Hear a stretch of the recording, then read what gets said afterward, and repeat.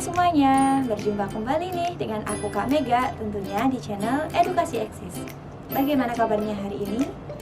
Semoga kita semuanya selalu dalam keadaan baik dan juga sehat ya. Nah, dalam kesempatan kali ini kita akan belajar bersama tentang surat. Apa yang akan kita pelajari tentang surat?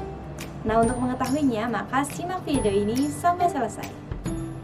Ketika mendengar kata surat, maka yang terbesit adalah selembar kertas dengan tulisan lalu dikirim dengan menggunakan jasa pengiriman. Itu benar, tapi itu dulu. Sekarang kita hidup di zaman teknologi, yang mana hampir semua kegiatannya dilakukan berdasarkan teknologi, tak terkecuali dalam hal surat. Lalu bagaimana ya cara kita membuat dan mengirimkan surat melalui teknologi? Seiring perkembangan zaman, banyak sekali orang yang sudah beralih menggunakan surat elektronik. Nah, surat yang dikirimkan dengan media elektronik disebut dengan email. Email merupakan salah satu contoh media yang digunakan untuk mengirimkan surat ataupun pesan dengan dukungan jaringan internet. Dengan menggunakan email, maka kita dapat mengirim berbagai macam dokumen, mulai dari teks, video, ataupun gambar. Karena kecanggihannya, maka kita dapat mengirimkan email ke lebih dari satu alamat tujuan. Dengan adanya email, maka kita terbantu dalam kebutuhan sehari-hari, terutama dalam hal komunikasi. Berikut ini adalah fungsi dan manfaat surat elektronik. Yang pertama, mengirim dan berbalas pesan dengan mudah. Yang kedua, mengirim pesan dengan berbagai format, antara lain teks, dokumen, gambar, audio, dan video.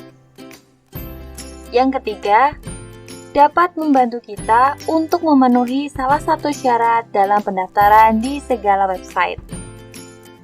Yang keempat, untuk media promosi sebuah produk. Yang kelima, sebagai identitas pemilik.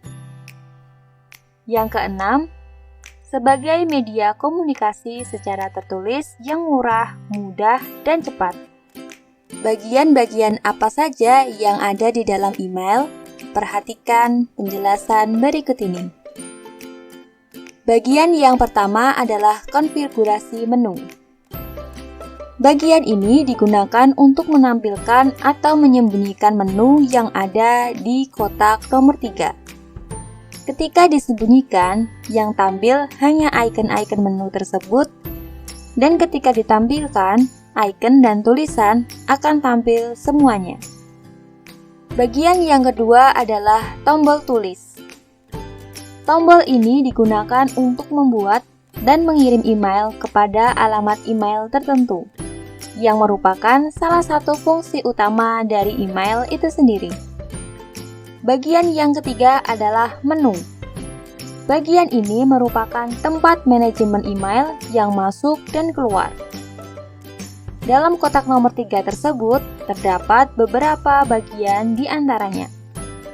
Ada kotak masuk, berbintang, ditunda, penting, terkirim, draft, kategori, chat, terjadwal, semua email, spam, sampah, dan kelola label. Bagian yang keempat adalah search box. Kolom pencarian ini digunakan untuk mencari email berdasarkan folder yang terpilih.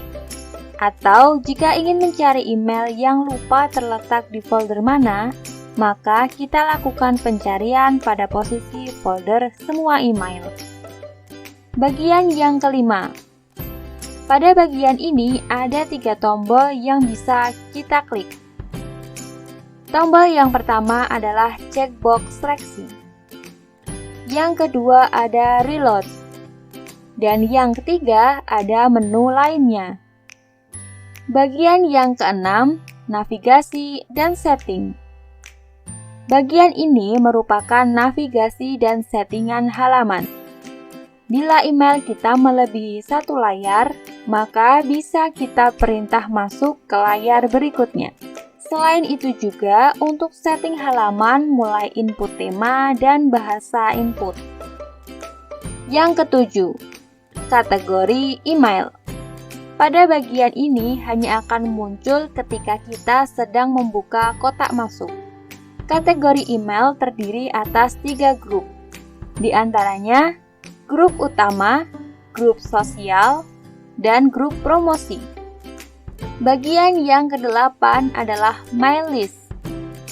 Bagian ini merupakan deretan email pada folder tertentu, di mana setiap satu layar menampung 50 list email. My list akan menampilkan deretan email yang akan kita kelola, mulai dari baca, kasih tanda, atau mungkin kita hapus. Kemudian, bagian nomor 9.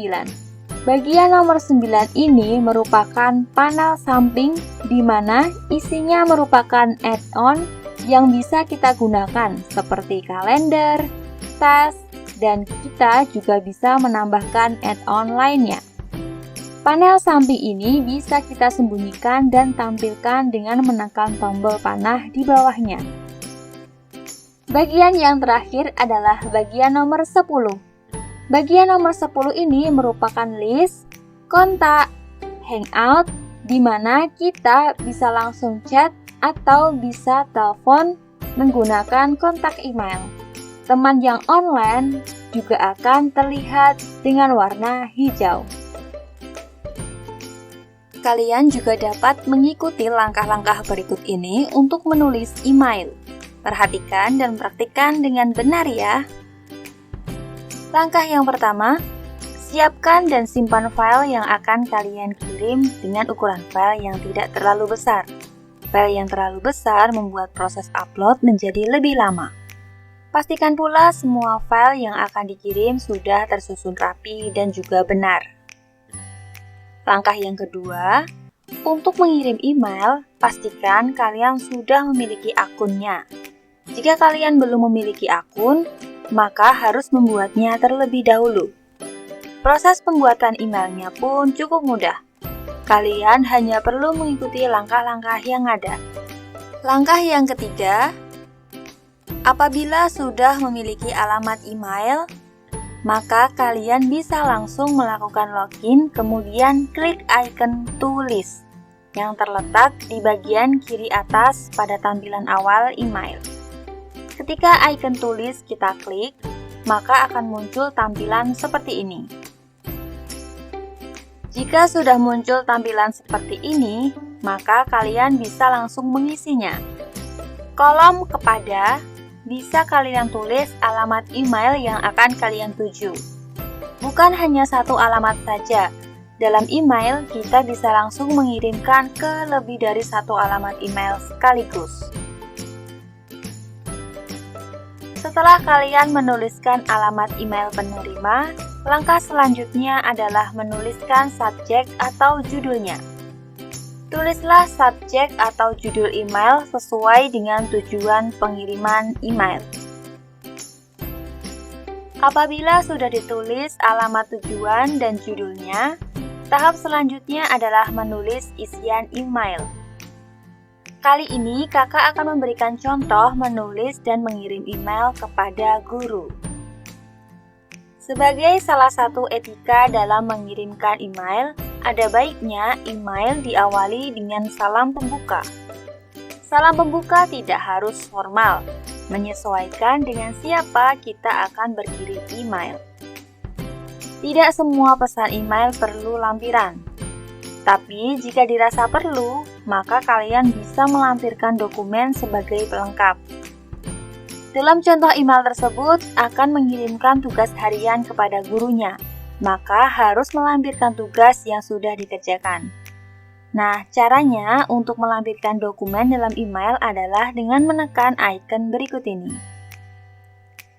Setelah itu, kalian bisa memilih file mana yang akan dikirim dengan cara klik atau geser pada email. Jika semua elemen sudah terisi dengan benar dan email siap untuk dikirimkan, maka langkah selanjutnya adalah dengan menekan icon kirim yang berwarna biru. Jika sudah kalian klik, artinya email sudah terkirim ke alamat tujuan. Nah, itu tadi kita sudah mengenal bersama tentang email, apa itu fungsinya, dan bagaimana cara menulis email itu sendiri. Semoga video kali ini bermanfaat ya teman-teman. Jangan lupa like, komen, dan share video ini ke teman-teman kalian semua. Dan tentunya jangan lupa subscribe channel Edukasi Eksis ini. Terima kasih. Bertemu di lain video.